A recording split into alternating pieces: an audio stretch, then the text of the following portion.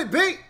But me, your man, Louie Tee, welcome to Louie Tee Live divisional breakdowns as we now embark upon the AFC East. New England Patriots won this division for what seems like the 25th straight year last season. They're going to win it again this year. And this division, I don't have a lot of hope for. I really don't. Part of the reason why, young quarterbacks. You've got a rookie potentially starting for the Jets in Sam Darnold, and I think that's the right thing to do. I think he actually might be ready, unlike the rookie in Buffalo, who I am a huge fan of, but I don't think he's quite ready for the task at hand at being a starting quarterback in the National Football League week in, week out quite yet. And Josh Allen. That being said, if you want my humble opinion, the quarterback that gives the Jets the best chance to win, however, is Josh McCown. But if you're looking long-term, the best thing to probably do would be to start Sam Darnold. So I think they're going to end up going in that route in New York, and that's going to cost them some games. They're going to have some growing pains with Sam Darnold at quarterback, as you do with any young rookie quarterback. I expect that to be the case here with the Jets. You look at the Buffalo Bills, you're coming off the first playoff season in what are we talking? Almost 20 years. 1999 was the last time they made the postseason until last year. And then you get rid of the quarterback that took you there in Tyrod Taylor. This is a classic case of you don't know what you've got until it's gone. They're going to feel the sting of no Tyrod Taylor. For all of the Buffalo Bills fans that wanted him gone, that were crying he didn't throw for enough passing yards and they didn't get 300-yard passing efforts out of him, and he was too careful with the football, missed too many guys open down the field, this, that, and the other. He also took care of the football, gave you a chance to win. You're going to miss that. Same thing is going to happen in Kansas City with Patrick Mahomes. Big upside, huge arm, but he's going to turn the football over. He's going to make mistakes. He's going to miss open guys. And what's going to happen is they're going to lose football games that they would have won in past years because of a guy being a little bit more aggressive. And yes, eventually that will benefit the Chiefs. Eventually that will benefit the Jets. Eventually it will benefit the Buffalo Bills. But right now, you're going to have to take a huge step back if you're the Buffalo Bills, in my opinion. I personally think they'd be better off with either A.J. McCarron and I haven't seen enough from McCarron to even vouch for him as a starter, or Nathan Peterman, who I think deserves the job. If we were to start the season tomorrow, right now Nathan Peterman has looked the best out of the three quarterbacks in the preseason. And again, I'm not at practice, so I can't sit here and tell you that Nathan Peterman deserves to be the starter for the Buffalo Bills. I'm just strictly talking about off the preseason games that I've watched, and I've watched both of them. Nathan Peterman looked sharp against Carolina. Nathan Peterman came in as the last quarterback versus Cleveland, and I thought he was sharp in mop-up duty versus those third stringers of the Browns. So, I mean, every opportunity that he's been given in every situation he's been put in, I thought Nathan Peterman looked the best. So we'll talk more about the Bills and their situation when we look at their schedule. Right now, I want to toss this out to all the viewers out there watching. Make sure that you use the hashtag Louie Tee Live in the comment section of YouTube. If you're commenting in the live chat discussion, if you want to jump the line, you can hit me up on Twitter, as you see above me, at In the Lab Room, and use the hashtag LabRoomFam if you want to have your comment read on the air. No phone tonight. We'll have the phone up and running next week. I figured out what the problem was, and so that technical issue will be resolved as of tonight. Problem is, it won't be done in time for this show. So next week, when we embark upon the South, the West, and all those other divisions, we'll have the phone available at that time. But what I want to pose to you guys as I go through the schedule and give you my records, as you can see them scrolling across the screen at the top, is I want you to give me your records for the teams in this division. I want you to give me your breakout player in this division for each team. All right, and I want you to give me the surprise team and the team that you're going to be the most disappointed in. And give me an explanation, if you don't mind, as well, if you feel the need to do so. But I'm looking for records for all the teams in the division, breakout players for each team in this division, and then I want your surprise team, good or bad, and that's what I want from you. And if you want to give me an explanation, feel free to do so via Twitter or the chat discussion box on YouTube. So with that being said, I've set the table. What I want to do is go over these schedules and give you my thought process as to how I got to these final records. It's amazing because Buffalo is taking a huge step back in my mind. Miami is right around where they always are as a middling franchise, right around 8-8, 7-9, 6-10. And then the Jets, they're going to win more games than I gave them credit for. I don't know about Buffalo. I can't speak for the Bills, but the Jets are going to win more games than I gave them because they're going to play defense on the top bowls. We didn't think they were going to be any good last year. They ended up winning 5 games last year. I think they're going to win 6 or 7 games this year, but I can't give them the games on the schedule, but they've got the schedule to do it. So let's jump into these schedules and talk about these teams and what I think they are potentially going to do. Let's start with the Patriots. We know they're the class of this division. They're going to win it again. Barring any catastrophic injuries, the Patriots are going to win this division again. So let's look at the schedule.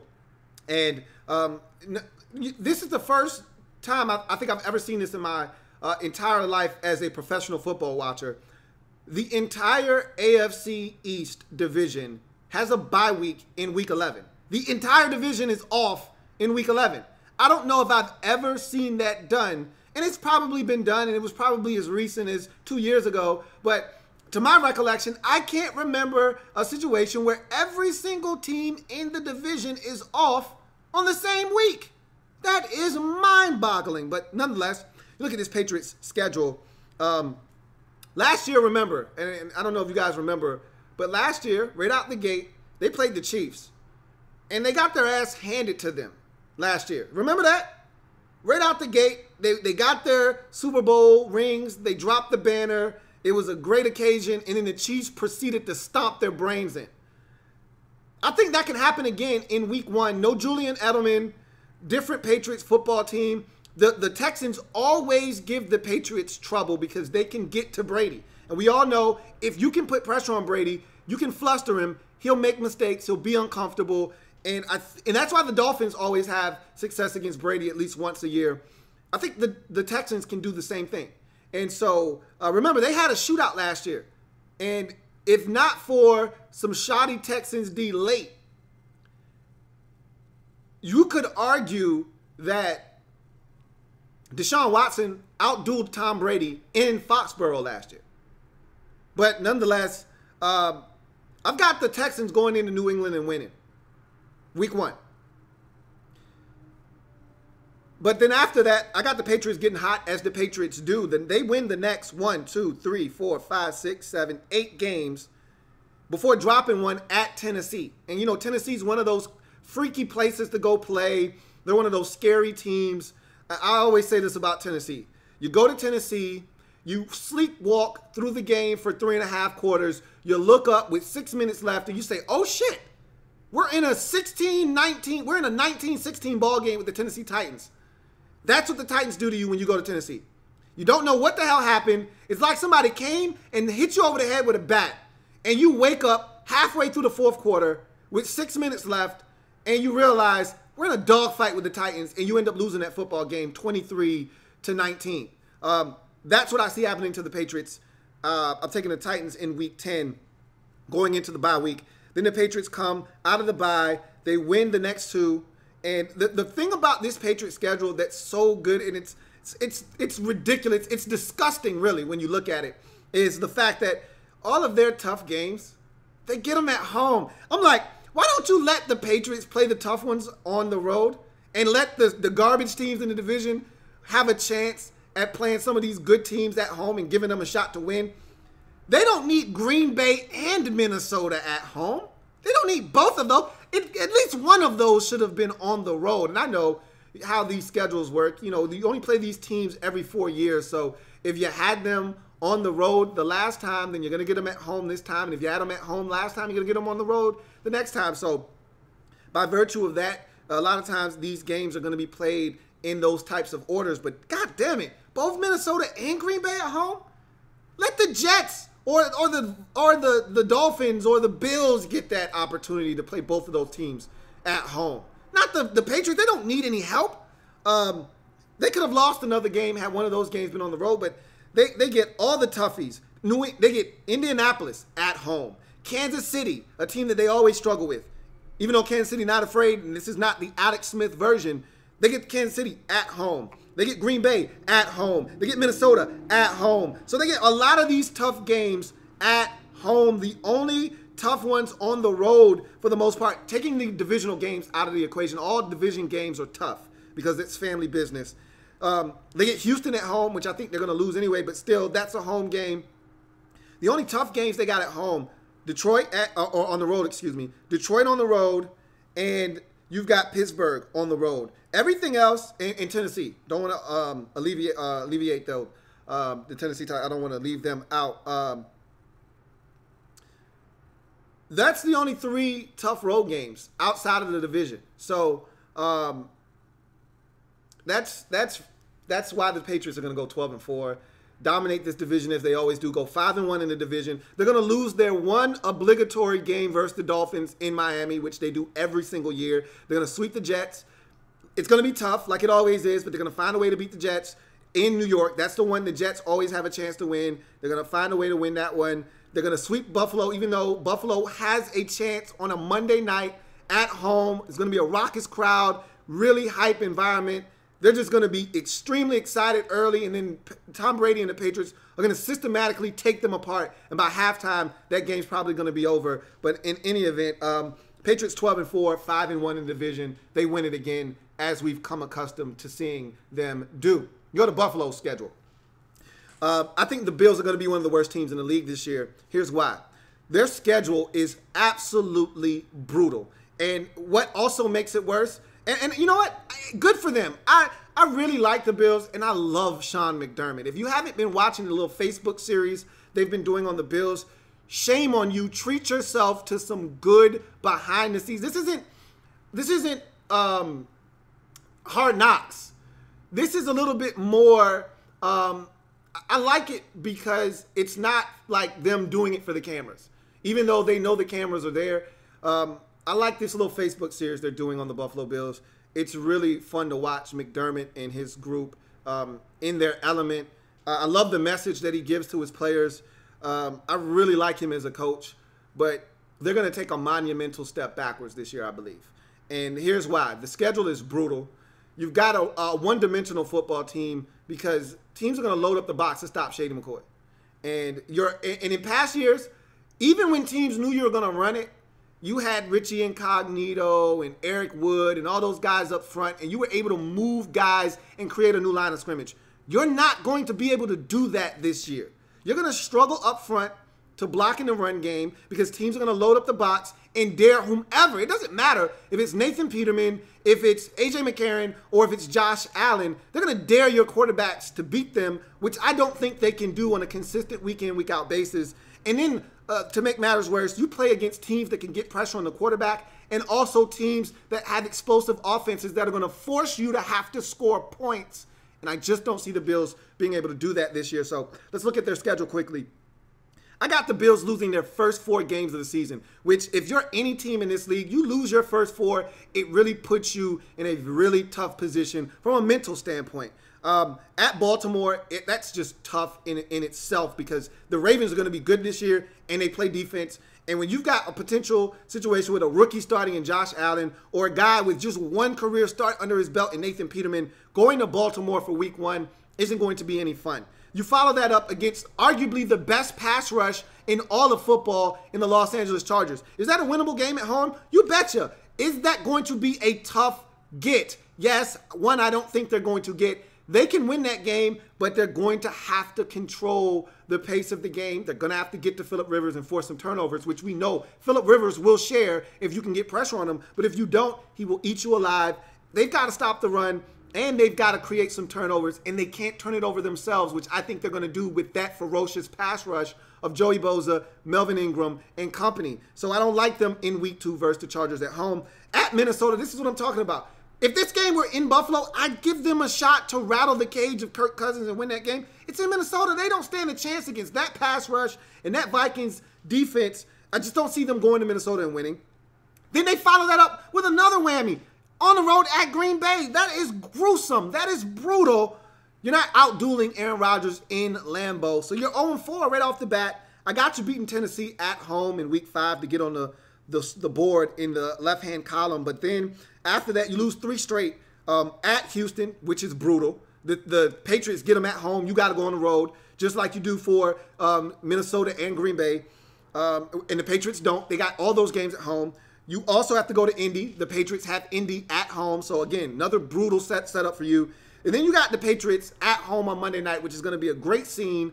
The Bills Mafia is going to show up for that one. They're going to be rowdy and raucous for the first 8 minutes of the game until they realize, oh, shit, Tom Brady is in rare form. And they're going to be down 21-6 at halftime, and that game's going to be over. And they're going to be 1-8 at that point of this, or 1-7 at that point in the season. And at that point, your season is done. Now you're trying to evaluate players. They're going to beat Chicago in week number 9. They're going to lose to the Jets on the road. And then they go on that strange, mysterious week 11 AFC East bye week, which is crazy. But you come off the bye, Jacksonville at home, another ferocious pass rush that's going to get to whomever's at quarterback, fluster them, force them into mistakes. Then you got the Dolphins in Miami, which is a very winnable game for you, but I don't think you're going to win. Then you got the Jets at home. You're going to win that game. Detroit at home, very winnable game, but at that point of the season where you've only won 3 games to that point, how much fight will you have at week 15 against a team that's trying to get into the playoffs? We'll see. But nonetheless, at New England, that's a loss. And then you finish up the season with a win versus the Miami Dolphins. So 4-12, 2-4 in the division. Ouch. I know that hurts. I know Bills fans don't want to hear this. But your schedule is absolutely ridiculous, on top of the fact that you ran out of town a quarterback that would have helped you navigate this schedule to the tune of 8-8, 9-7. Now you have quarterbacks that are going to turn the football over under duress with an offensive line that is less than stellar and a running game that is going to suffer because of the lack of mobility. You lose Tyrod Taylor and his ability to make defenses honor him as a runner. Now teams can just key in on Shady McCoy.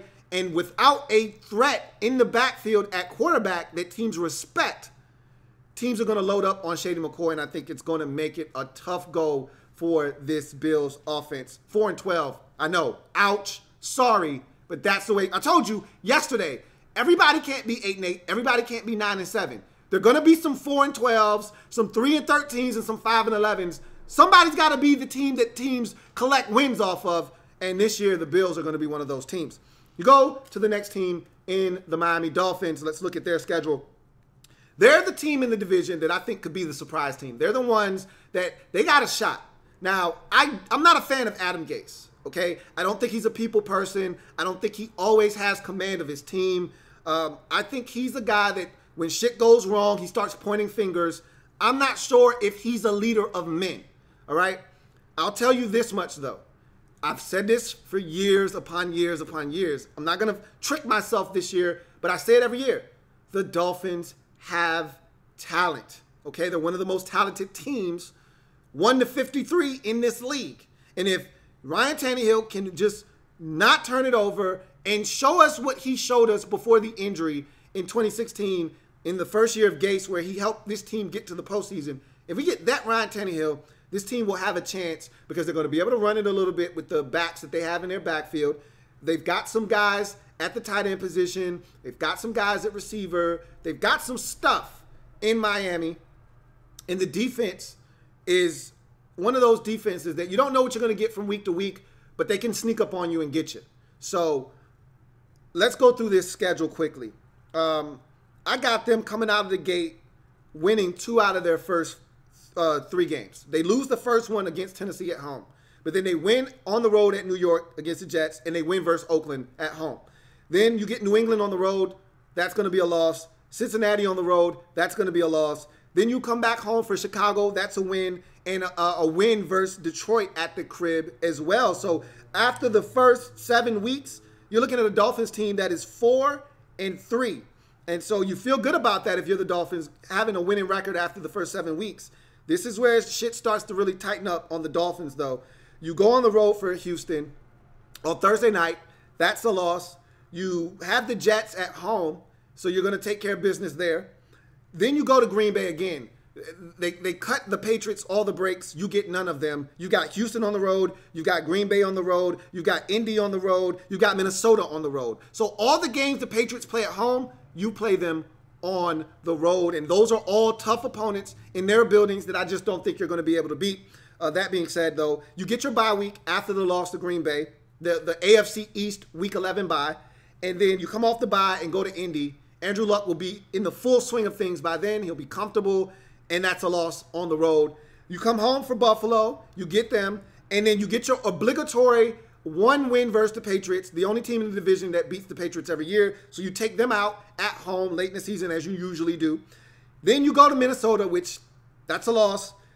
Home for Jacksonville, that's a winnable game, but at that point, I don't know if you'll be in the right frame of mind to take care of the Jaguars or not. Maybe you will, maybe you won't. We'll see. And then home or at Buffalo, that's a loss to wrap up your season. Now, I think they can be the surprise team of this division. If the message that Adam Gase is spewing gets through to his players, they play hard for him, and they take care of the football, and the defense is better than I think it's going to be.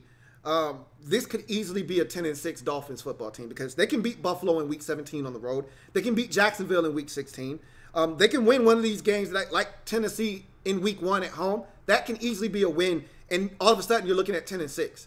They're the one team in the division I look at and say they can be a surprise team this year. But I've put my neck out on the line for the Dolphins too many times. I'm not doing that shit this year. 7-9, 4-2 in the division for the Miami Dolphins as we get to the final team in this division in the New York Jets. I feel bad for Todd Bowles and company because in order for them to take the step that they want to take, they've got to take a step backwards. And it's unfortunate because Josh McCown gives them the best chance to win. He does. But Josh McCown isn't the long-term answer, and the only way a quarterback is going to take that next step that you want him to take in year 2 is if you let him play in year 1. And I've had this conversation with my man Ree, and we talked about Josh Allen needing to start in Buffalo, and I'm saying he's not ready. Well, Sam Darnold is ready. And so if he is ready, send him out there, give him an opportunity to get his feet wet. He's going to take his lumps. You got to take your lumps. It's mandatory in this league. Some guys hit the ground running like Dak Prescott did in his rookie season, like Robert Griffin III did, like Andrew Luck did. It's rare, though. Most guys are going to be like Peyton Manning was in his rookie season, where you come in and you get your brains bashed in and you go 3-13, but you learn a lot along the way.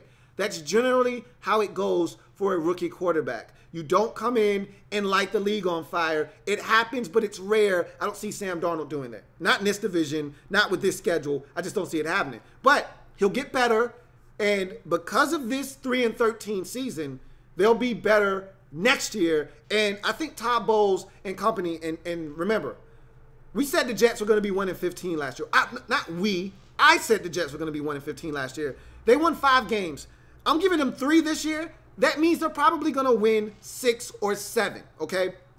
That being said, let's talk about this Jets schedule because it's brutal. As I talked about with the other teams in this division, it's absolutely brutal. So at Detroit, week 1, right off the bat, Monday Night Football, the first of the doubleheader, that's a loss. Then you go to Miami. So just to give you perspective, the first 4 games, I got them losing all 4. So that puts them in a tough spot. Similar to last year. Remember, they started the season off 0-3 last year. I got them starting 0-4 this year. So similar to last year, they're going to start the season off rather slow. At Detroit, loss. Home for Miami, loss. And that could be a win. Remember, they destroyed Miami in New York last year, 20-6. One of those surprise games early in the season where I said, what the hell happened out there? It was one of the worst games I've seen the Dolphins play in recent memory. Jay Cutler was horrible in that game. They stunk, and it's like they didn't show up. So that could easily happen again, and they could win that game. I don't see it happening. I got the Dolphins winning that game. They're not beating Cleveland in Cleveland. This is a different Cleveland Browns football team. They're not beating Jacksonville in Jacksonville. So both of those teams can get after the quarterback. They're going to molest Sam Darnold, and he's going to make mistakes, and those 2 teams are going to win. So you're 0-4 right off the bat. Then I got you beating Denver in a surprise game there to get you off the schneid and get you in the win column. But then you lose the next 4 games. Home for Indy, home for Minnesota. And this is my thing. Why did they waste these home games against good teams for the Jets? Why not give that to a team like the Dolphins? The Dolphins would love Indy at home. The Dolphins would have loved Minnesota at home. Don't waste them on the Jets. Give that to Miami and give them a shot. Nonetheless, those are 2 losses at home, respective games. Then you go on the road for Chicago. That's a loss. And at Miami, that's a loss as well. So you get swept by the Dolphins. Week number 10, right before your bye week, the AFC East bye week in week 11, you actually get a win versus Buffalo at home. So that gets you to 2 wins on the season. Then you come out of the bye week and you proceed to lose the next 3 games.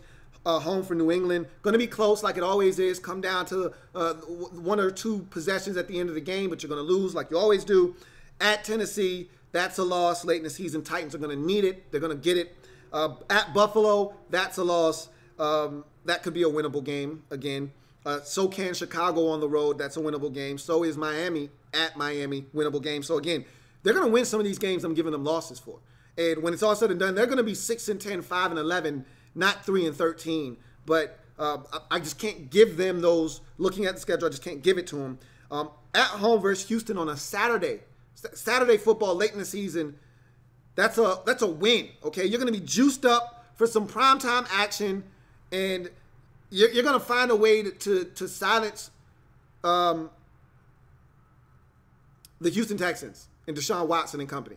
You're going to get the win there for your final win of the season as you lose to Green Bay the following week at home and then at New England in week 17. So that's the Jets schedule 3-13, 1-5 in the division. The Dolphins are 4-2 in the division. The Bills are 2-4 in the division, and the Patriots are their normal 5-1 in the division. So we go from there to your comments, and I want to get to what you guys have to say about what I had to say or the questions that I posed to you guys earlier. So we'll get to Twitter to see if there are any comments on Twitter. If there aren't, then we'll get to the comment section and we will decipher what you guys have to say. So I'm on Twitter. I don't see anything on Twitter right now. So we'll jump right into the comment section.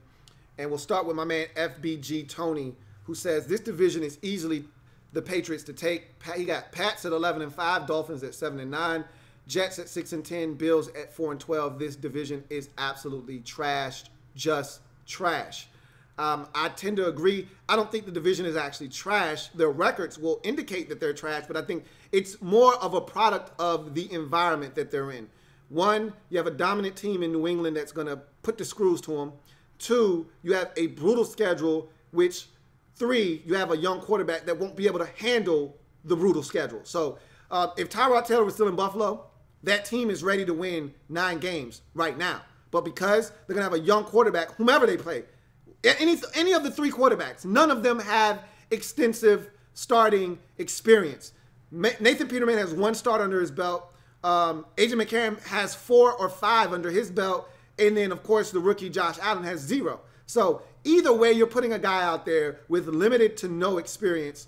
And that's going to really hinder this football team that I think is ready to win 8 or 9, possibly 10 games. But the quarterback position is the most important position, and that's going to really hinder them. Same thing with the Jets. I think that's a team that's ready to win 6 or 7 games, but because of the quarterback position, they may win because I think Sam Darnold is going to help them in some games, but I don't know if it's enough to help them win 6 or 7. But nonetheless, let's carry on. FBG Tony also says, who's going to have a better rookie season, Sam or Josh? I'll definitely say Sam. Me too. Even though I'm a Josh Allen fan, you know how I feel about Josh Allen and how I think that the Bills made the right decision in selecting him.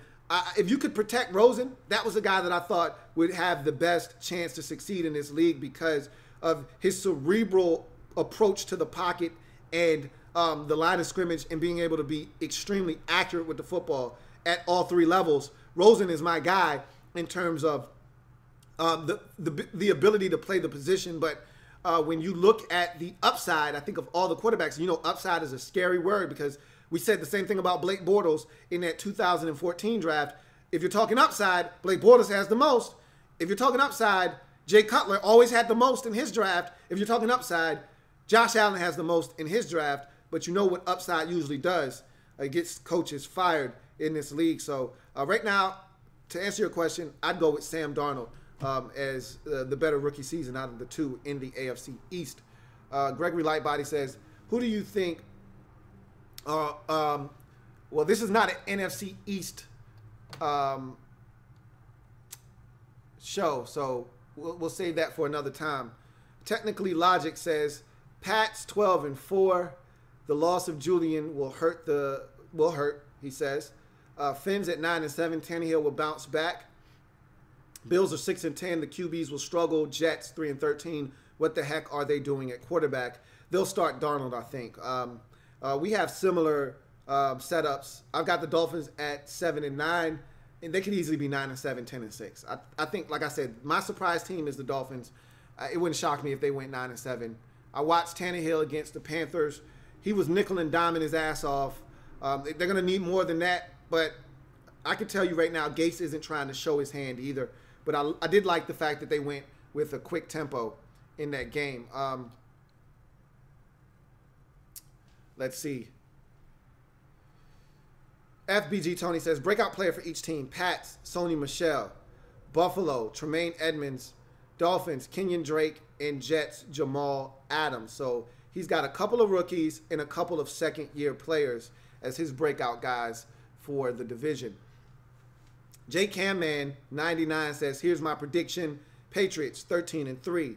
Jets 7-9. Bills 6-10. And this is coming from a Bills fan, so he understands the plight of having a young quarterback, whomever the guy is under center. And Dolphins 5-11. Patriots are too good, and like the NFC East, the divisions that we play are really good. I agree with that sentiment. Rodney Ray says, Pats 11-5, Dolphins 8-8, Bills 5-11, Jets 4-12. So everybody kind of in the same agreement right now. It's Pats obviously, followed by Dolphins, and then the Bills and the Jets will bring up the rear in some capacity. Although my man Jay Camman has the Jets in second place and the Dolphins bringing up the rear thus far. Jay Camman says, my surprise team is the Jets. I think they will do better than most people expect. You can't underestimate the Jets. Remember that quote, he says. So we're going to keep that one, store it in the memory bank. We'll see if you're right at season's end. Jay Camman. I wish my phone was working as well.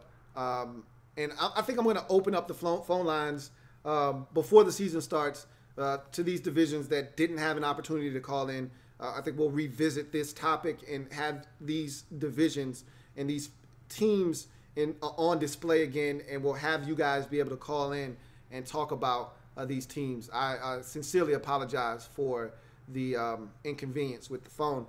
Nonetheless, FBG Tony says, most impressive player, Gronk. He's just too OD for linebackers and those low-ass corners. Most disappointing player is Ryan T. He says he doesn't look like he fully gets it in year number 7. Speaking of Ryan Tannehill. So we'll see what happens with those predictions.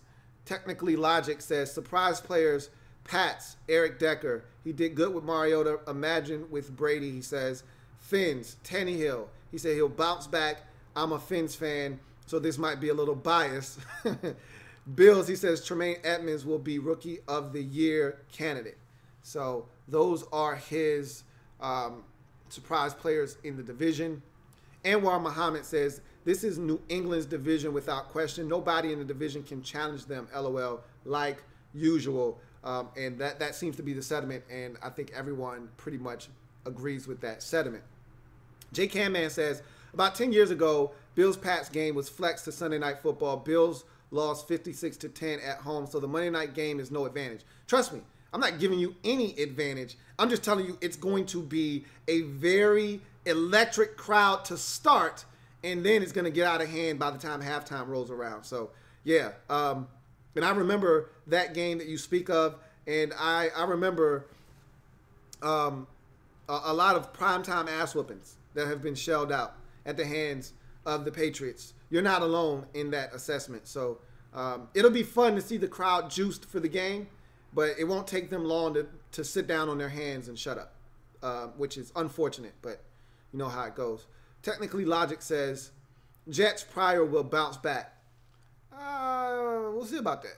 I'm rooting for him. I don't have any ill will towards him. J Cam Man 99 says, if Peterman starts, I think the offense will be pass first. I don't think it will be shady first. We'll see. I think Nathan Peterman has showed me enough to warrant starting the season right now. Of the three quarterbacks, to me, he's looked the best and the most ready and most prepared. And I think that ass whooping that he took in Los Angeles versus the Chargers last year made him a much more mentally tough quarterback, which will give him an edge over a guy like Josh Allen, who hasn't seen NFL defenses and isn't prepared for what the league will do to him if he starts right away. A.J. McCarron is interesting because I like A.J. McCarron. I like his poise. I like his confidence. I like his savvy, but he hasn't been healthy. And he hasn't had enough reps in the preseason to make me comfortable turning over the keys to him. So if Peterman starts, I think they trust Nathan Peterman to throw it. And I think you're right. I don't necessarily know if it'll be pass first, but I think they'll be more inclined to throw the football with him at quarterback than with Josh Allen and with A.J. McCarron, even though in that Browns game, I think one of the first few plays were all McCarron throws. And I thought he threw a dime to Calvin Benjamin, and it went right through his hands. So I just wanted to see more AJ, because I actually think he's a guy that could have potentially helped this team. Came in as a good, I guess you could call him a veteran, even though he doesn't have enough starts to really classify as a veteran. But I thought he would bring a veteran presence to the huddle and give them a fighting chance. With Peterman and Josh Allen, I think you're a 4-12, 5-11, 6-10 team. With McCarron, if he were able to stay healthy, you could get to 8-8 potentially. So we'll see. Edgar Vargas says, I really don't care what happens in this division. I just want the Pats to get lit up. It's not going to happen. It's not going to happen. J Cam Man says, I understand the 4-12 you're saying, but let me ask you this. Do you see Sean McDermott going 4-12? When you think of that, it's really hard to imagine. I agree with you, man. When I look at Sean McDermott, what he stands for and the message that he's delivering to his team and the way that they receive his message, I can't see this team. That's the thing that hurt me when I went through the schedule. Is like, some of these games need to be wins, because Sean McDermott is going to will these boys to victories. They're going to fly around on defense. Just like last year, they're going to create turnovers. They're going to win some games that I don't expect them to win. You're right. I can't see this team going 4-12 with Sean McDermott as the head coach. You're right. And that was the thing that pained me. And I kind of said that and alluded to that when I was going through the schedule, is that it pains me to go and give out this 4-12 because Sean McDermott isn't going to allow this team to go 4-12. I don't buy it for 1 second, but you can have the best coach in the world, and if you don't have the horses, especially the quarterback position, doesn't matter how good your coach is, you're going to still lose football games, and that's what worries me about the Buffalo Bills. Black L.A.B, what's going on? He said, what it do? Lou, what's good, man? He said, comment about Buffalo. I don't see them getting a win until they play Chicago week number 9. They're going to win before then. That's what you got. Sean McDermott is good for at least one win in the first 7 weeks. Okay? At least one. He's not going to allow this team to be 0-8 going into Chicago week 9. I don't see it. So McDermott, he's too good. They're going to win some games. They're going to surprise some people, because their defense is going to play ball. Anwar Muhammad says, the Bills are the last place team on offense. You have McCoy and no one else. They lost Incognito and Wood, making the O-line worse. The defense is okay, but you need to score points in the NFL. I agree.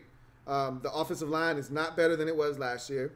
The run game is going to suffer because the lack of Tyrod Taylor, making defenses have to respect him as a runner.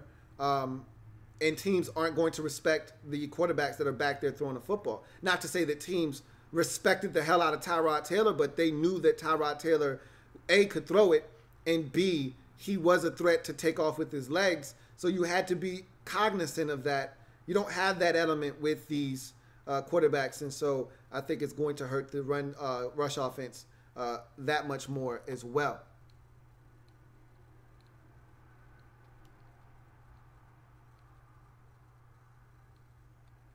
All right.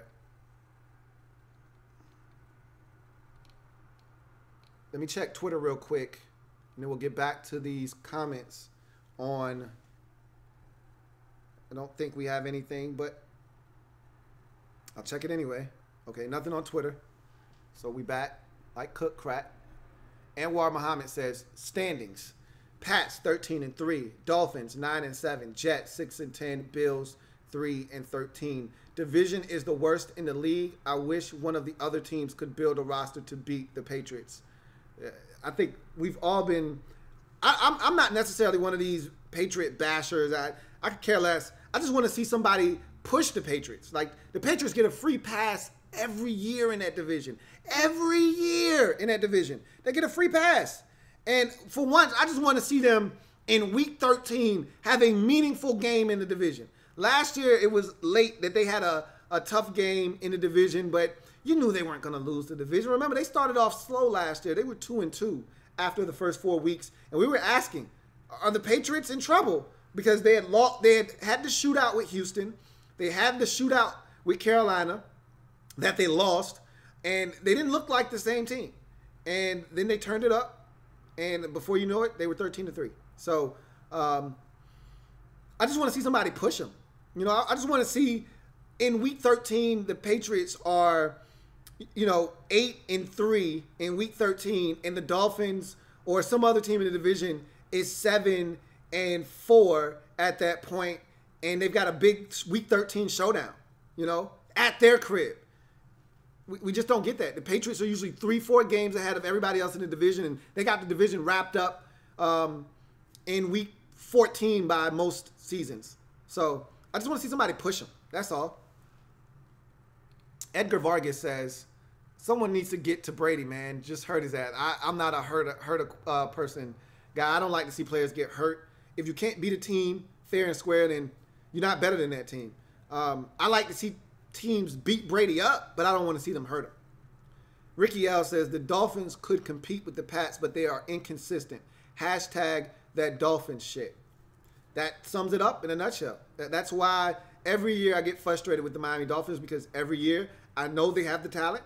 I know they are in a position that if they could just play consistent football and not get shut out in London to the Saints, or not get their brains bashed in on the road versus the Jets, then they could actually be a formidable challenge in the division. But they have those letdown weeks that are unexplainable, and that's part of the reason why they can't be trusted.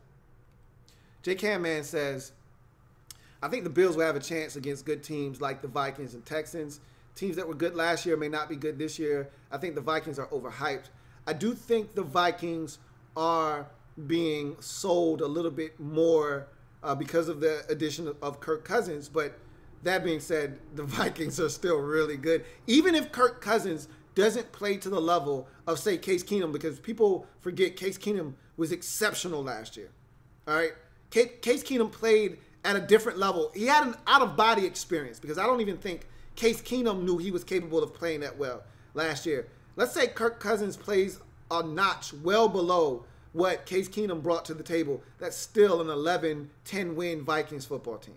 Just based off of the defense, the coaching staff, and the weapons that surround Kirk Cousins, they're still going to win 10 games. Minimum. So, you're right, though. That's why looking at a schedule is an exercise in futility, as I say all the time, because you don't know what's going to happen. You can't predict these things. You don't know who's going to actually be good and who's going to be bad, but yet we're still here doing it. So Matthew Lynch says, I think the Jets get third solely because Todd Bowles is a hell of a coach in my book, and Tannehill is garbage juice. Okay. RG3 hashtag says, damn, bro, your predictions. Hey, I'm just being real. Emperor Meach says, Patriots steamrolled through this shitty division yet again. The incompetence of this division is 70% of the reason they are so successful, because there's zero resistance in competition. Exactly. That's the reason why the Patriots reign supreme over this division year after year after year. And Emperor Meat says, also, Shaq Lawson looks like a straight bust right now for the Bills. I never liked the pick. If you go back to when they selected him, I tried to hype him up, but I never saw the explosiveness out of Shaq Lawson. If you go back and watch his sacks at Clemson, there were a bunch of coverage sacks and second and third effort sacks. He was not a first-round player, in my estimation. And then to make matters worse, he got injured when he came onto the Bills roster, and it just slowed down the process. He was never explosive to me, though. So you always got to be careful with those Clemson defensive ends, going back to Gaines Adams. They're never what they're advertised as. We saw it with Kevin Dodd. Is he even in the league anymore? Kevin Dodd was drafted by the Titans in the second round like 2 years ago. He may be out of the league right now. And Shaq Lawson is another one of those guys that I just look at Clemson, at those defensive linemen, defensive ends, and I'm like, hey, buyer beware. A lot of these guys aren't explosive, and they play with talented guys around them, which is always a knock.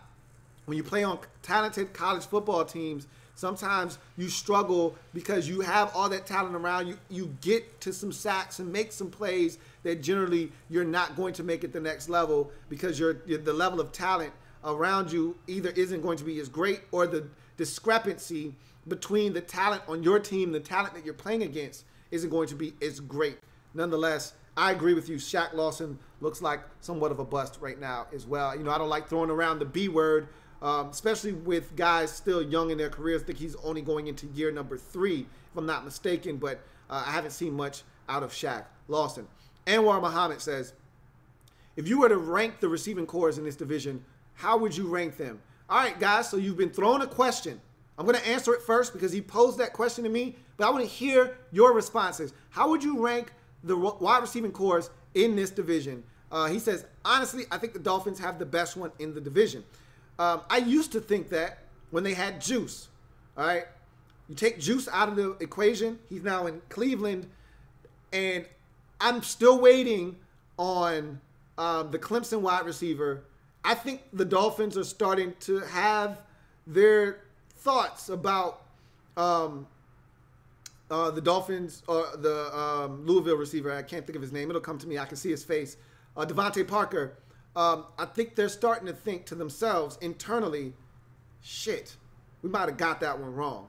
I wasn't a Devontae Parker fan initially. He won me over as I watched more and more tape. But my initial response to him was, I'm not that blown away. We've seen talent from this guy, but the light bulb just doesn't always seem to be on with him. Kenny Stills is their best receiver, and I always felt like they were going to regret allowing Rashard Matthews to walk away because I just loved his consistency. They did add Danny Amendola, so that's going to help. Let's look at the rest of the division's receivers. Buffalo is all the way in the back, so let's just throw the Bills in the back. So then you look at the Patriots. Every year, they've got a less than stellar group of receivers that find a way to get it done. Brady's going to throw it to the backs. He's going to throw it to James White. He's going to throw it to Sony Michel. They're going to be just fine. Rex Burkhead. All those guys are going to get the football. And they're going to sprinkle in Chris Hogan, who's going to eat you alive. They're going to get Edelman back this year. They're going to get something out of Eric Decker. And all of a sudden, that receiving core is going to come alive. Gronk is going to do his thing. So right now, I'd actually put the Jets receiving corps first. I love Robbie Anderson, and I really think the trade last year at the beginning of the season, right before the season started, to get Jermaine Kearse was one of the most underrated deals done last year, and I talked about it all last season. I think the combination of Robbie Anderson and Jermaine Kearse is one of the top 7 duos in all of football, okay? Yes, I just said that. Those guys are exceptional, and I think people are going to start to learn their names as Sam Darnold gives everyone a reason to pay attention in New York. You're going to start to understand, if those guys stay healthy, just how good Robbie Anderson and Jermaine Kearse can be. So I like those two better than anybody else is starting to in the division. And they got a bunch of stuff in the back end of their roster. Sharon Peak. They got the Hanson kid from Cal that they drafted. They got the Ardarius Stewart out of Alabama. They got a bunch of stuff on their roster. Somebody's got to rise to the top, I think. And so I like the Jets receiving core first. I'll take the Dolphins second, tied with the Patriots, and then the Bills are in last. That's the way I look at it. Emperor Meech says, oh, I think I got something on Twitter. Nope. Don't have nothing on Twitter. Emperor Meech says, people don't realize how important Tyrod Taylor was for McCoy in the run game. Breakouts, Miami, Xavier Howard, Bills, Tremaine Edmonds, Jets, Jamal Adams, Pats, Derek Rivers. That's a name to watch. He tore his ACL last year for the Patriots. They were expecting big things from him in the third round out of Youngstown State. They get him back this year, and they think that he could be the difference maker off the edge that changes the game defensively for them. So look out for Derek Rivers in New England. Jake Hamman says, I really believe that Peterman needs to start before Allen, because if Allen struggles, people will want Peterman again. Peterman needs to show he's not the guy, so Allen is the better option. He says, so that Allen has no better option behind him. They're still going to want, look, the backup quarterback, when your starter struggles, the backup quarterback is always the most popular guy in town. So if they start Peterman first and he struggles, and then they go to Allen, then A.J. McCarron will be the name that rings out. Until you exhaust every option, and really, this is the thing. You like you said, you want to prove to the fan base that those other guys aren't the answer, so that when Josh Allen gets in there, he doesn't have to look over his shoulder, one, and two, he's allowed to make mistakes. And they may not like it, but they have to understand that he's going to be the guy. And so when you have other young quarterbacks, which is why it's never good to have young quarterbacks on the roster at the same time, which is why RG3 didn't work in Washington, because he was always looking over his shoulder, scared that Kirk Cousins was going to take his job. If that guy was Colt McCoy, maybe he wasn't as antsy. But when you have young guys on the roster at the same time, everyone's looking to compete. Everyone thinks that they're good enough to start. And the fan base, they can't tell the difference. They want to see, and they're delusional as well. So I think you've put it very eloquently. Peterman needs to start, I think, because one, he's proven to be the best thus far. But two, he needs to start so that everyone understands that if he isn't the guy, you need to be able to see that so that they don't say, hey, let's give Peterman a shot. No, we already seen Peterman crash and burn. Let's get the rookie in there and let's just ride him out. So I'm with you. Andrew Kim says, here are my AFC East. Hold on. Here we are. He says, here are my, oh, I think I skipped one. I sure did. Skipped a lot of them, actually. Let's go all the way back up.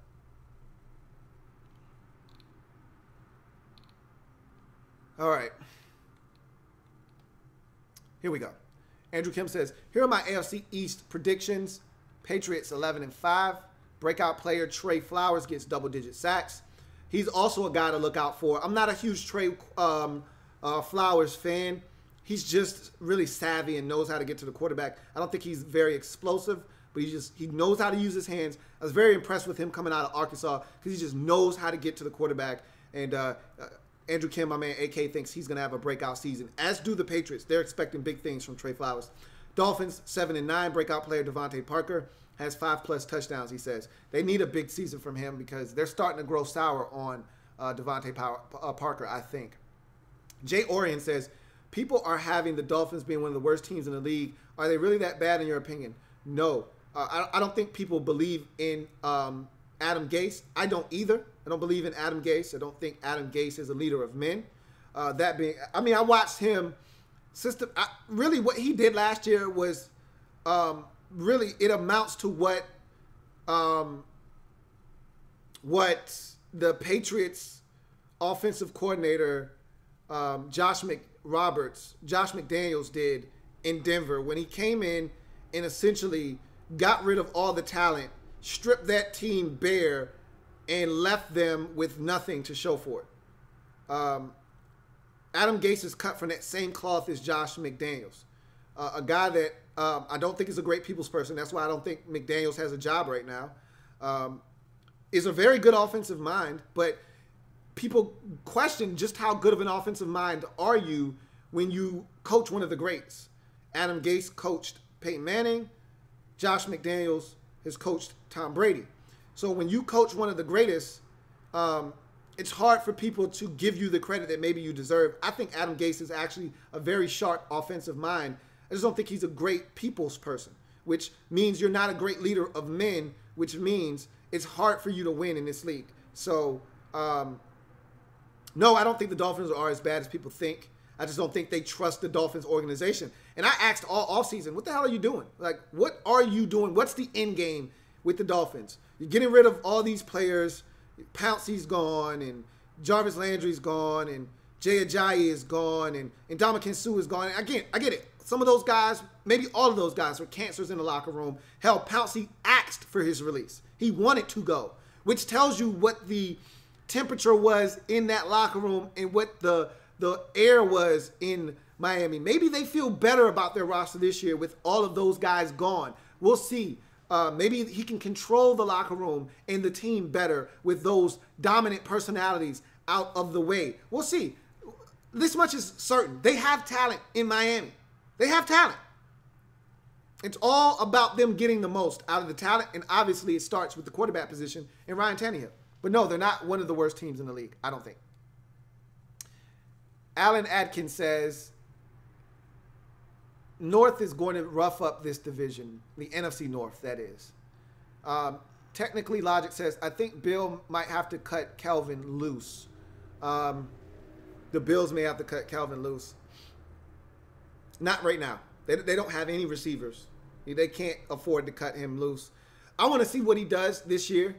For all of that trash he was talking about Cam Newton. And some of it was true.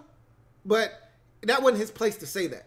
Not when you haven't been a beast yourself. When your best year was your first year, you can't talk. You can't say those kind of things. So now, pressure's on him to step up. Because everybody's looking for him to have a breakout year. If he doesn't have over a G, and if he can't stay healthy, and if he doesn't have 9, 10, 11 touchdowns this year and 1,115 yards, let me pipe that down, because you're dealing with three guys that we don't know what the hell to expect from.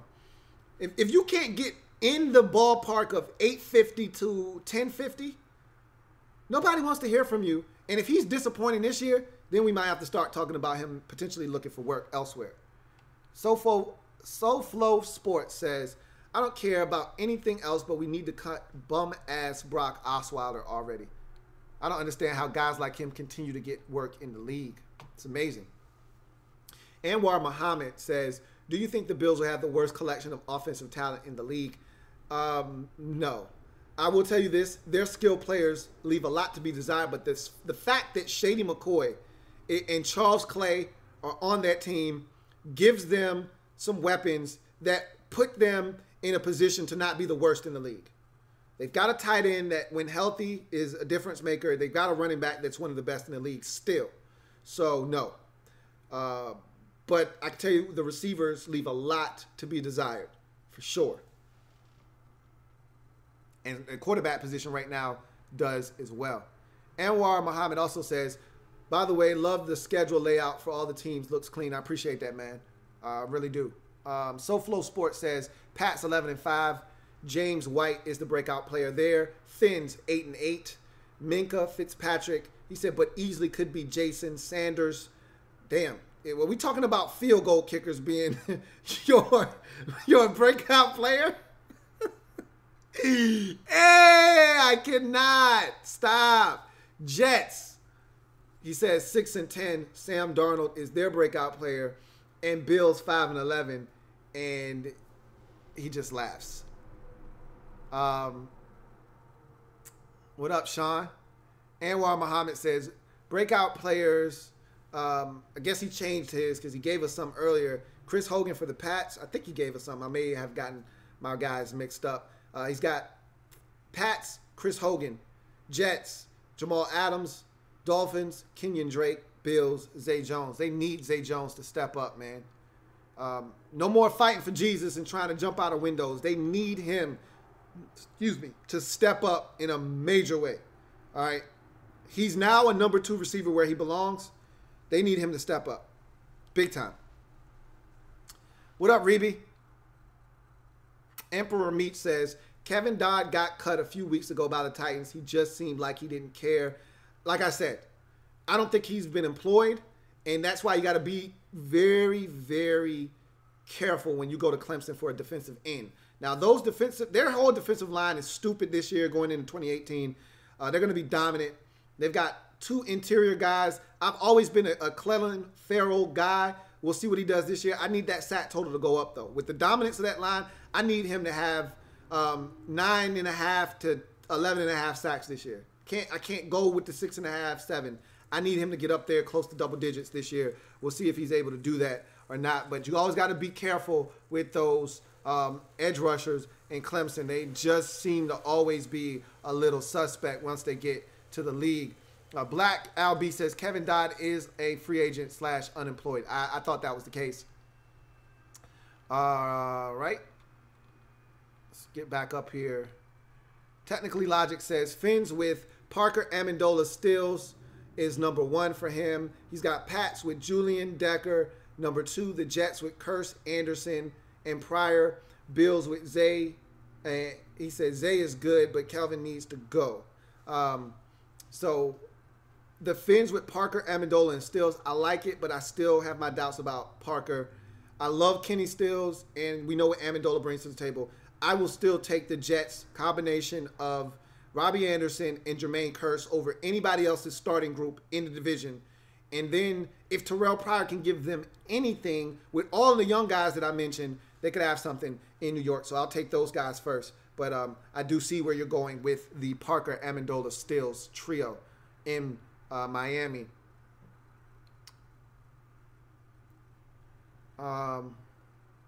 J. Camman says, I don't think AJ will make the final roster. I think they will either trade or cut him. He'll be the week 4 QB, which is never a good sign. Here's the thing. Here's the problem in Buffalo. Are you comfortable enough only keeping 2 quarterbacks? Are you in a position where you can only keep 2? Are you comfortable enough with those 2 in Peterman and – because Peterman's not going anywhere. You drafted him last year. He's not going anywhere. I don't know the guaranteed money in the McCarron deal. It wasn't a bunch because McCarron was the last to sign of all the free agent quarterbacks. Let me throw this caveat out there. Say you get rid of AJ. Are you a team in Buffalo that's interested in Teddy Bridgewater? Obviously, you've got Josh Allen. But this team is ready to win now. Allen is not ready to help you do that. Do you take a flyer on Teddy Bridgewater, who signed a 1-year deal, so you trade for him for that 1-year deal that he signed with the Jets, play him for this year, allow Allen to be your backup, and then Allen's ready to take over next year and you allow Teddy to walk? Is that something that you entertain if you're the Bills? Obviously, if you were thinking that, if that was the thought process, you would have made the move already. But that's just something, that's just a little bit of food for thought. I don't think it's going to happen, but that's just me talking. Anyway, we'll see if AJ makes the roster or not. J.K. Man also says, if AJ makes the team, then I think he should also get a start before Allen does. I agree with that. Emperor Meat says, I really don't like Ryan Tannehill as a quarterback, and personally, I think he's an ass as a player. He pushed Kalen Ballage out of the huddle last week because of a missed assignment. Dude's a bum. That was simply him trying to take control of not only the team, but again, listen to what I'm saying to you. It's like y'all not hearing what I'm saying. The quarterback is an extension of the head coach. I already told you that their head coach, Adam Gase, is an asshole. He's not a people person. So where do you think Tannehill gets that from? We all watched Hard Knocks about 3-4 years ago. Tannehill's a nice guy. He's soft-spoken. He ain't kicking dudes out the huddle until Adam Gase got there and Adam Gase started pushing off his asshole-ish ways onto Tannehill. A quarterback is an extension of the head coach. You got a hard ass as a head coach, you're going to have a hard ass as a quarterback. That's not far-fetched. Tannehill is taking on the identity and personality of his head coach. Adam Gase probably liked that. He did that. Probably said, oh, he didn't know the play? Get his ass out of there. Good job, Ryan. Know your goddamn assignment. He probably applauded him for that. If I'm a rookie, I'm not happy about that, but you got to know your shit. You got to know what's going on. And that should have been a wake-up call for Kalen Ballage. Look, you're not at ASU no more, man. Get your shit together. Get your ass in gear and know what the hell your responsibility is. If you don't, we'll get somebody else in here that does. So, I didn't love it. I didn't hate it. But that should be more of what I've said already. He is a reflection of the head coach. We've got less than an hour left. J. Camman says, playmaker for each team, Brady, Shady, and honestly can't name one for the Dolphins or Jets. Wow. They both have playmakers. They've both got playmakers. Kenyon Drake, I think, he's bubbling. And with Frank Gore there, he's bubbling. And I think Gore's going to teach him some of the finer points of being an NFL running back and how to have the longevity that Frank has had. And I think it's going to make him a better runner. He's a stud, I think, in the making. And I already told you I love the Jets wide receiving core. Love their starters. So, Emperor Meat says, keep in mind, Tannehill was getting owned by practice squad players and then proceeded to berate them 2 years ago. J. Camman 99 says, I wouldn't be surprised if Kelvin Benjamin was traded. Sammy was, and Bills aren't afraid to do crazy things like that. I just don't know who else you got. I mean, if you trade Kelvin Benjamin, what else do you have at receiver? I mean, we saw Zay Jones last year. He wasn't ready for the prime time. Maybe in year 2, you're hoping he's a lot better off in year 2 than he was in year 1. But I don't know if you're in a position to even do that. We'll see. You're right, though. The Bills are not afraid to shake things up. The difference with Sammy, though, was when Brandon Beane came in, Sammy wasn't his guy. Sean McDermott knows Kelvin Benjamin from Carolina. That's his guy. Okay? So Brandon Beane went out and got him. So it's a little different with Sammy because Sammy was left over from the last regime. The new regime went and got Kelvin Benjamin and brought him to Buffalo, so I don't anticipate them doing anything crazy. J. Camman says, I like Teddy Bridgewater, wanted him over McCarron in the free agency frenzy, but the problem is he would have had to learn the offense, and there's a love affair with Peterman, as I mentioned. Look, I told you I like Nathan Peterman coming out of Pitt, and I've liked what I've seen from Nathan Peterman this preseason. Okay? I want to see Peterman get a shot. I need Peterman to prove to me that he can't. So I would have liked to have seen the Bills. If you knew you were going to move on from Tyrod, which they knew they were going to do, I would have loved to have seen them replace Tyrod with a Tyrod clone in Teddy Bridgewater. Teddy's not as elusive. He's not as fast as Tyrod, but he's got the similar skill set. Game is extremely similar. Going to take care of the football, not turn it over, get out of the pocket, extend plays. I'd have loved to have seen them give Teddy a shot in Buffalo. Veteran presence, starting in this league. With a roster that's ready to win now, I think Teddy would have been much better off. But we'll see. SoFlo Sports says, but it all lies in the hands of Gase because so far he's not using them properly. By the way, I do not like Amendola. Slow and small and does not work in this offense. We'll see what happens.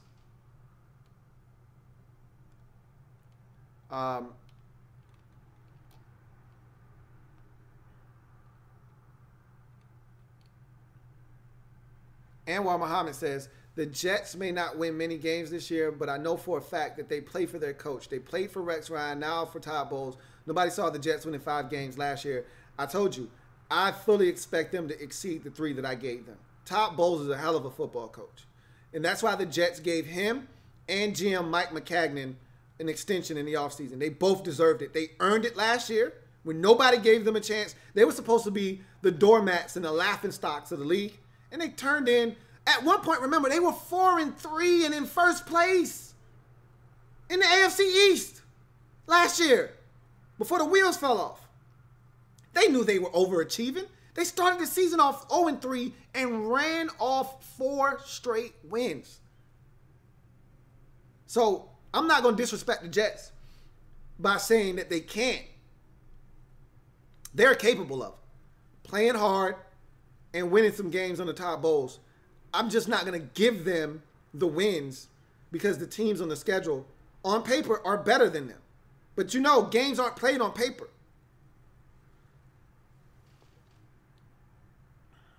Sports and Stuff says Nathan Shepard is going to be the breakout player, the rookie 3rd-round pick out of Fort Hays State for the Jets. He looks like he's going to be a player for them as well. I agree with that, Sports and Stuff. J. Camman says, breakout players, yikes. Peterman, Drake for the Dolphins, Anderson for the Jets, and Sonny Michel for the Patriots. Sean Bernard Jr. says, love the channel, man. Keep up the great work. Who do you think on the Patriots defense will step up? I personally love Danny Shelton. First off, thank you for the support, man. Really appreciate, the kind words. I look at the Patriots defense. Danny Shelton's going to be a huge part of what they do up front. Bill Belichick loves his big, space-eating defensive linemen. We saw the role that Vince Wilfork had for years. We saw what they were able to do with the guy they traded to the Raiders as he was starting to get to the end of his career, Richard Seymour. He loves defensive linemen that are athletic, that are big, and Danny Shelton fits that mold. So I'm anxious to see what he'll do in that offense, that defense as well. But the guy that I think has a chance to break out this year for them, 2 guys actually, but really this guy hasn't played an NFL snap yet, is Derek Rivers. That's the guy that I'll be focused on because I've always said the Patriots, I always question their ability to win the Super Bowl, and yet they get there every year because they don't have a pass rush. And if you can't get pressure on the elite quarterbacks in this league, you're going to struggle. Hence, the Super Bowl last year. The reason they got their ass scorched is because they couldn't get to Nicholas Foles. They don't generate pressure without blitzing, and they don't like to blitz. So I look at Derek Rivers as a guy that needs to be a difference maker. So that's the guy that I'm looking at, and I'm thinking he could be a true difference maker for the Patriots this year. Sports and Stuff says, who is your top quarterback for the 2019 draft? Might be a Dolphin. I can't tell you that right now because I haven't really been paying attention to the upcoming class. I'll probably start to do that more as the college football season gets underway. Obviously, the quarterback in Missouri, I think his name is Locke, is the guy that everybody thinks is going to be a big-time quarterback. Herbert out in Oregon is another name that a lot of people are singing about. But, again, we do this every year, and then it's some guy that we didn't talk about going into the season that rises to the top. So we'll see what happens as we get more into the college football season. Sports and Stuff says, who will be the best team in this division 3 years when Brady's gone? Can't say that. It's too impossible to first of all, we can't predict Brady will be gone in 3 years. Brady might play till he's 50 at this point. And then second off, we don't know what these teams are going to look like in 3 years, so it's impossible to guess. If Josh Allen turns out to be a stud, in 3 years, the Bills might be ready to take over. If he stinks, they're going to have to do this thing all over again, finding a quarterback if Nathan Peterman isn't the answer either. Dolphins, they could be looking for a quarterback, as you mentioned, next year in the draft, or Tannehill could be good enough to run Adam Gase's offense, and they're cool with what they have. We don't know what's going to happen. And Sam Darnold could be same thing with the Bills and Josh Allen. Sam Darnold could be the man and be ready to take over the throne in New York for the Jets for the next decade, or he could be a bum and they could be doing this process all over again in 4 or 5 years.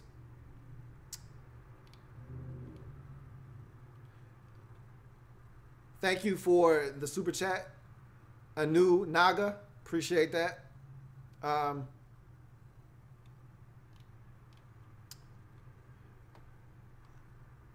Technically, Logic says, as a Dolphins fan, I hate Gase. I hope we'd fire him one of these days. Look, if they don't win, he'll be gone. It's really simple. He hasn't. This is the thing. He won enough games to get into the playoffs his first year.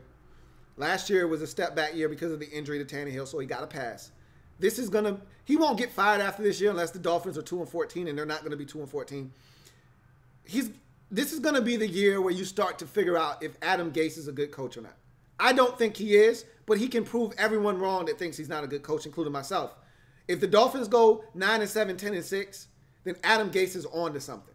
If the Dolphins go 6-10, 5-11, Adam Gase is exactly who I thought he was, and he probably still won't get fired, but he'll be on the track to get fired.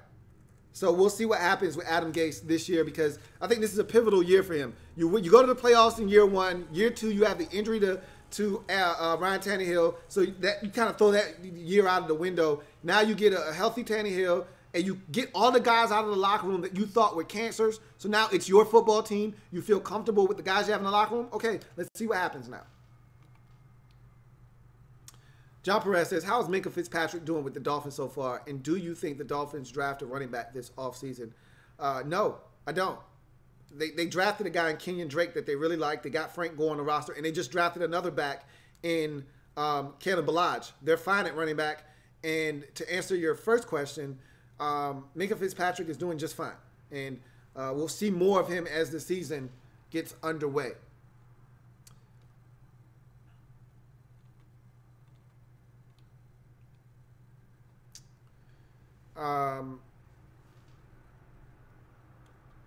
Emperor Meat says, how do you think the Isaiah Wynn injury will hurt the Pats O-line? And also, Sony Michel's knee sounds like a ticking time bomb, kind of like people said about Miles Jack. Sony Michel is an intriguing case. They haven't really used him because they've been slow playing him because of that knee, as you mentioned. The Isaiah Wynn injury is huge, because they let go of Nate Solder knowing that they were going to address that position in the draft, and they did with Isaiah Wynn. He was going to play right tackle. They felt comfortable with their line. Now you take him out of the equation. A line that already to begin with was already shaky, just got shakier. So that injury is huge. It's massive for the Patriots. I think around the league, when you look at all the positions, and you take the totality of them, if I asked you, or if someone asked me, what would be the one position or the position group around football that has the worst depth, I would tell you it's easily the offensive line. You can't find quality tackles off the street. You can find an undrafted interior offensive lineman that will come in like an Andrew Norwell and get paid a bunch of money after his rookie deal is up. But it's rare to find a scrap heap tackle like the Steelers did with Alejandro Villanueva. Those are rare. You don't find those guys that come in and actually do a bang-up job. Those guys are rare. They're few and far between. There are many more bums that are in this league at the backup tackle position than there are quality guys, and so that's going to hurt the Patriots big time. Sean Bernard Jr. says, one guy that I think has the potential is Kalen Ballage out of Arizona State. Love his athleticism. To me, they got duplicate backs in Ballage and Kenyon Drake. The difference is I think Kenyon Drake is a little bit more explosive. Even though we saw what Kalen Ballage ran, he's got straight line speed.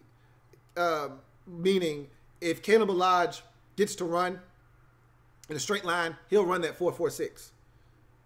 But Kenyon Drake can string cuts together, as we saw against the Patriots on what was it, Thursday Night Football last year, I believe it was. He can be dynamic. You know, it doesn't take much space, and in tight quarters, he can make guys miss and turn it up. And Kalen Ballage, he's not doing it. So Ballage is bigger, but the more dynamic of the two is Kenyon Drake.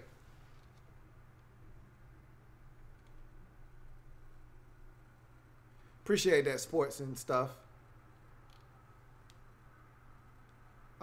Sports and stuff also says, honestly, no one talks about the Jets, but nearly everything they've done has gone well other than Hackenberg. Like I said, I really, really, really like what the Jets have done, and they're just a quarterback away from being a competent football team. And so that right now is the key to what they're doing. I'm going to check Twitter real quick. All right.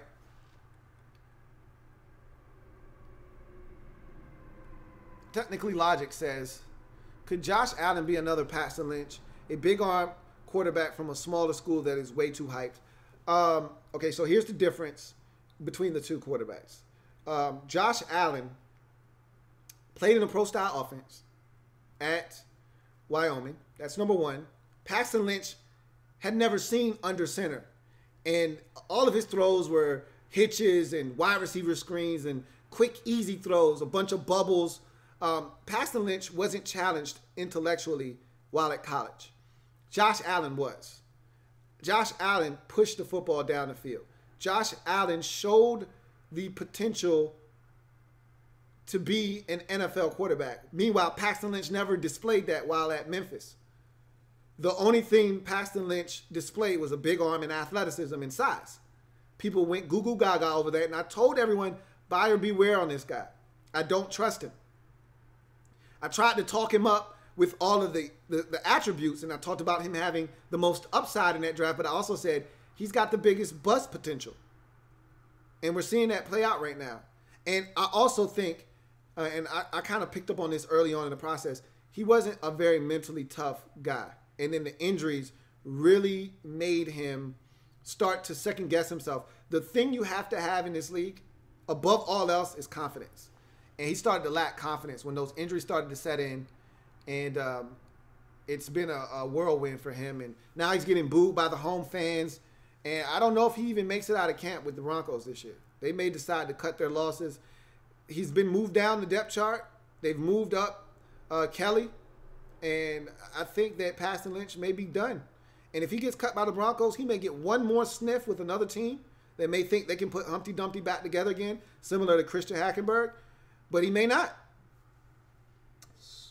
Sports and Stuff says, Perry Nickerson was also a great steal. He's going to be good.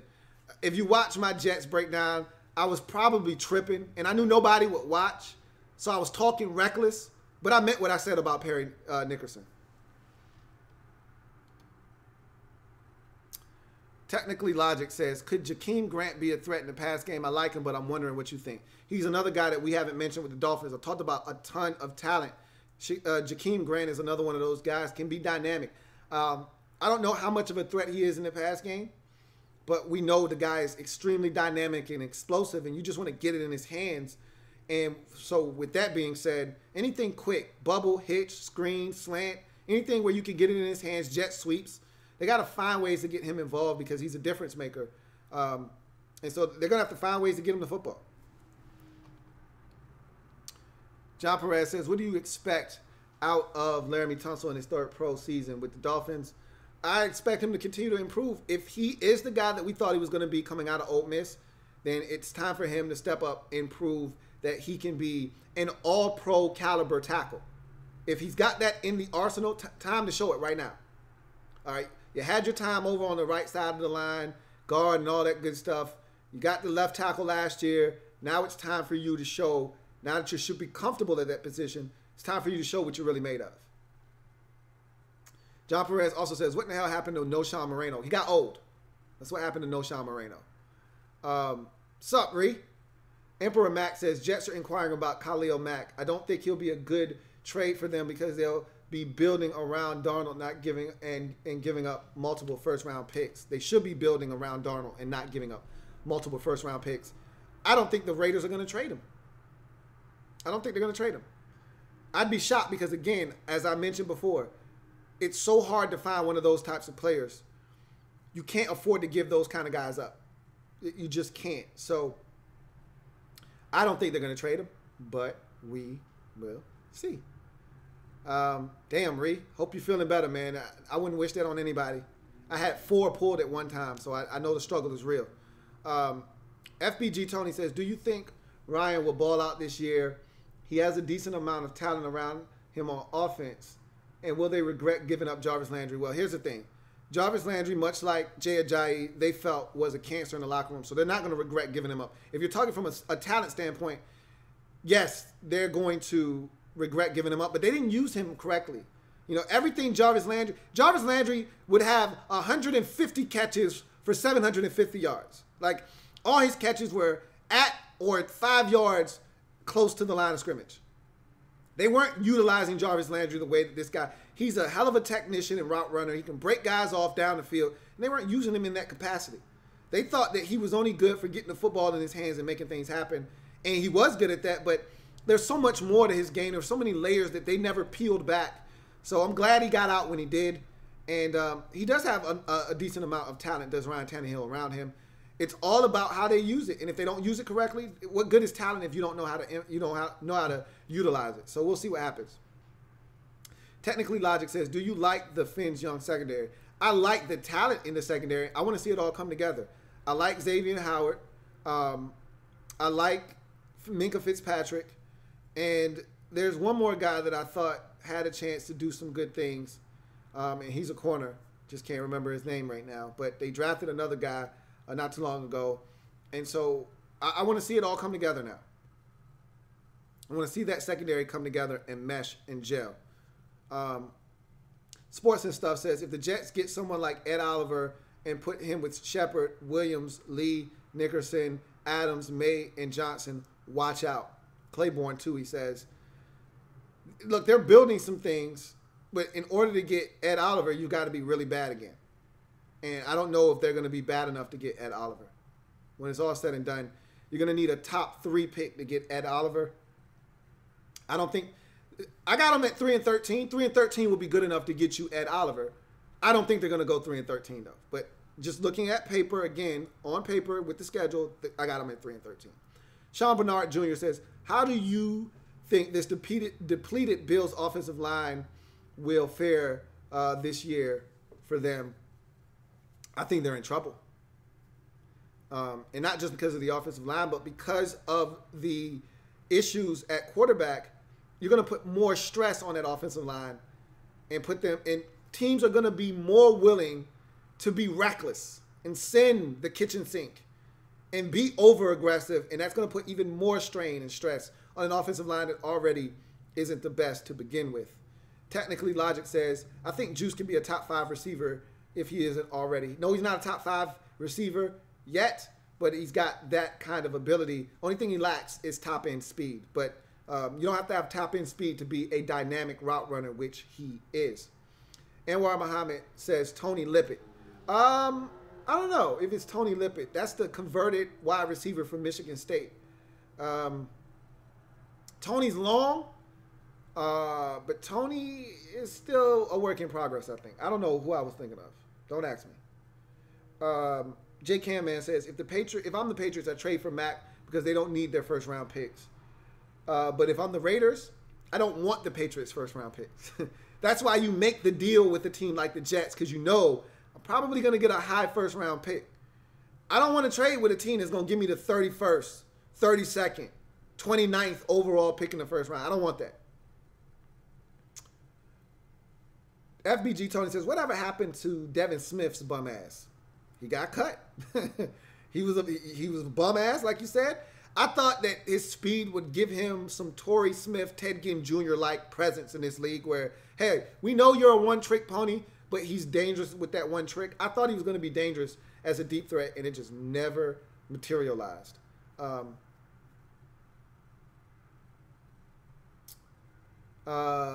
Sports and Stuff says, Dolphins my pick to finish last in the NFL. Pats, Bills, and Jets, Finns, in my opinion, in terms of the order. Cordrea Tankersley is the guy that I was thinking of.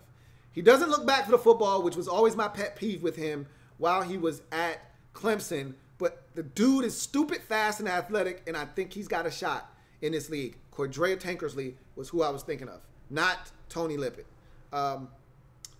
So, with an hour and 30 minutes in, with 30 minutes left, We're done. No more comments. Hey, how about that? Hold on. FBG Tony says, how will this Jets wide receiver core fare this year? Do you think they need anything else to complement their core? Well, they've tried to address the tight end position, and we'll see. You know, I thought last year that the Tampa Bay Buccaneer tight end, what the hell is his name? What is it? DSJ? I think it's DSJ or DSJ. I thought he played well for them, and they've allowed him to move on, and I want to see if they can. I think they addressed tight end via free agency again. They might have drafted someone, but I think they like the tight end from Clemson that they drafted 2 years ago in the draft. He's now in his second year. They expect big things from him and Jordan Leggett. I think they're going to be just fine, man. I like what they have. They got a lot of stuff in New York with the Jets. And if they use it correctly, I think they could be all right. Sean Bernard Jr. says, I think the Jets still have another year to go in terms of playoff discussion. Yes, they got better in roles, but not loving the overall talent. I know they got more than a year. When we talk about the Jets, they've got talent. I like their coach. But I still think they're about 2 years away from even having a real discussion about postseason. This year, definitely. And then we'll see what steps Darnold takes in year number 2. Sports and Stuff says, you're high on the Jets receivers. Yes, I am. If you watched the Jets last year, those boys were balling last year. They add Terrell Pryor. We'll see if he can help. I really love what Robbie Anderson and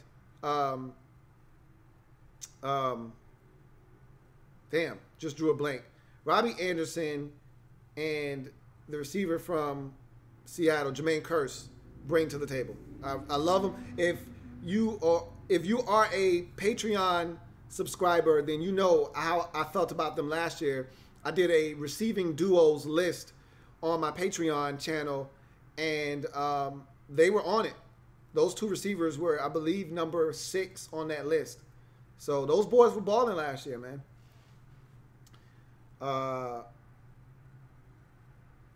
Technically Logic says, will Fins hold 3 quarterbacks? They got Tannehill, Brock, and could keep Petty or Dowdy. I think they're going to keep Brock Osweiler. I would hope they would give one of the young guys a chance. Personally, I'd like to see them keep Dowdy. Keep developing him over Petty or Brock Osweiler, but we'll see. Emperor Meat says, Jets should bring back the god of cornerbacks, D. Milliner. Is he even in the league anymore? I don't know. FBG Tony says, the Jets have had so many busts in the past 5 years. Damn, what is up with them drafting at times? Excuse me. It happens, man. It happens, but those busts have really come prior to Mike McCagnon taking over as GM. That's why they got rid of their last GM. So I like what they're doing now.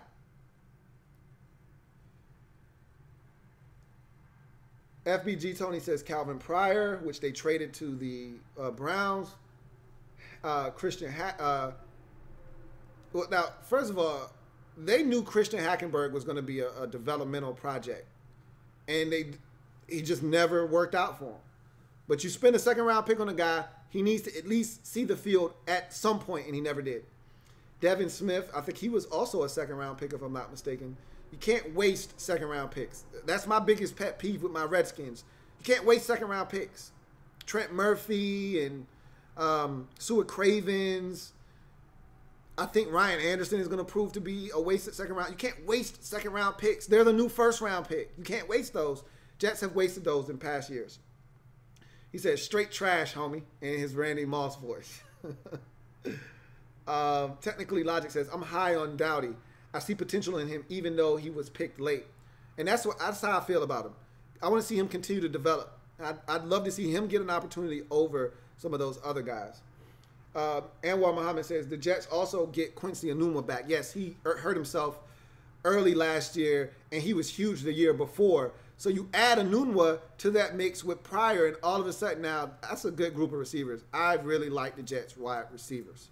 So that's going to wrap it up for the AFC East. I think we're all in unison that Pats are going to win the division again. Then there's a toss-up. I see a little bit of a divide. Some people think the Dolphins are going to be second place. Some people think the Jets are going to be in second place. One thing's for sure, this division is going to be bad.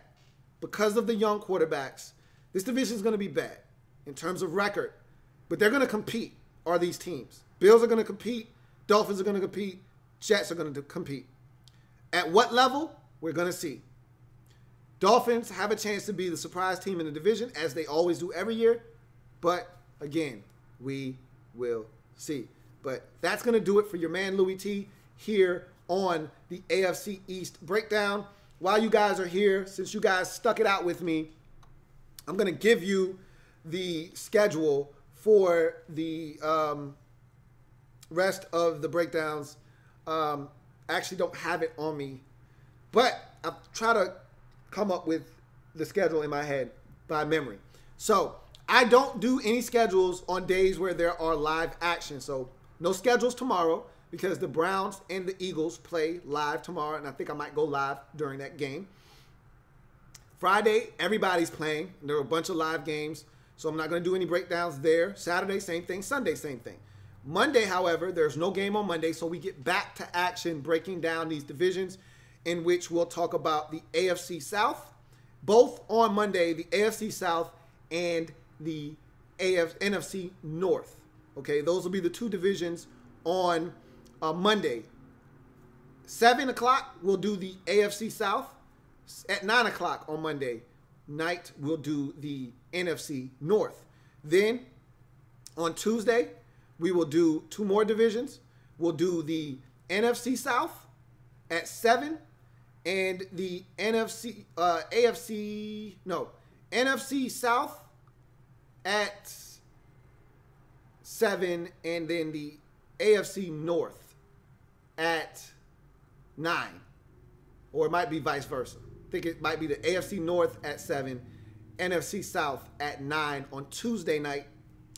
Then on Wednesday, to wrap up, we've got the NFC West and the AFC West at 8. I pushed it back an hour to give the West Coast people a chance to get home, get comfortable, and have a chance to be a part of the discussion. So that'll be at 8 and 10 Eastern Standard Time on Wednesday next week to wrap up these divisional breakdowns. So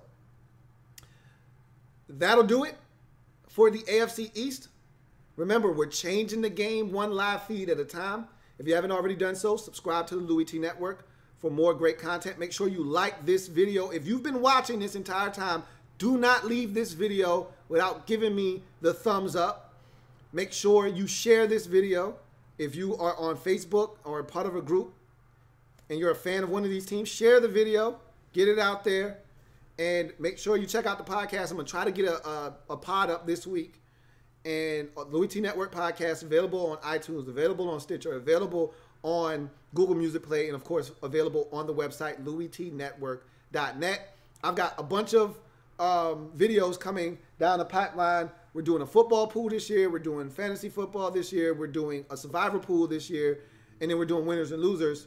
So you guys stay tuned for that. Videos coming down the pipeline, down the road. So stay tuned for that. I thank you guys for joining me. Remember, we're changing the game one live feed at a time.